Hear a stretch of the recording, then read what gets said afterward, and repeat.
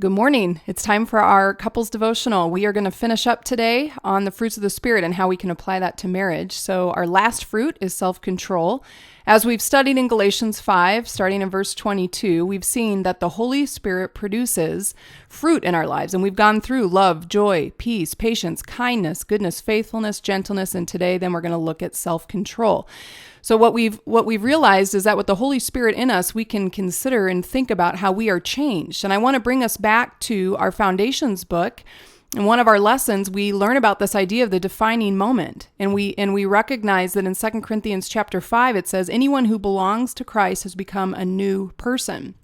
This idea that the old life is gone and the new life has begun. And I think that's so important for us to remember in marriage as well, that we are changed people when we put our faith in Jesus. So the fruit of the Spirit is in us at that point that we make that defining moment. And so we have to make the choice, though, to live according to the new life and not the old. So I wanted to draw our attention today, then, how can we apply this idea of self-control in marriage? And so there's three main things that I want you guys to consider. First is, how do you do in self-control with your words? I think in marriage, we definitely can either hit the buttons of our spouse and really we know how to hurt. Do we pay attention to the words that we speak? Are we trying to say things that are uplifting? You know, we talk about in our marriage principle on communication, this idea from Ephesians chapter 4, this idea that we don't say anything that isn't for the building up and encouragement of another. And so I think that's a real good challenge for us in marriage, that even when we're angry and upset, that we still choose that fruit of the Spirit of self-control and say, I'm going to make sure my words are spoken in such a way that it's for the benefit of my spouse who needs to hear what my heart is. The second area then that we want to pay attention to is, how does it look in your actions?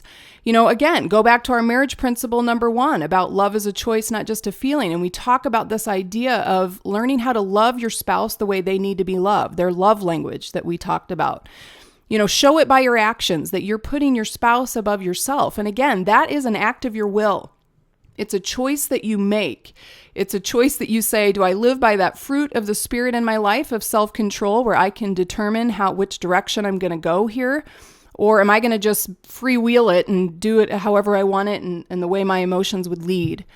So pay attention not only to your words, but your actions. And then lastly here, I just want to highlight even in our thoughts.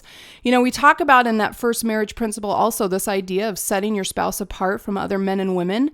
Pay attention to the things that you allow into your mind. Take those thoughts captive and make sure that they match up with the things that are going to be God-honoring. Is it reflective of the fruits of the Spirit in your life? So even our thoughts of how we view our spouse, how angry or hurt we might be, or if we're attracted to somebody else, that you take those thoughts captive, that you use self-control and say, I'm not going to let that thing control me. I'm going to choose to control it by the fruits of the Spirit in my life. So take some time. I just encourage you to think about how these fruits of the Spirit have looked in your marriage. Think about how have we done in all of these areas, and specifically on self-control. Take some time to assess that for yourself. Have a conversation with your spouse and ask one another, how are we doing in thinking about self-control and the way that we react to one another?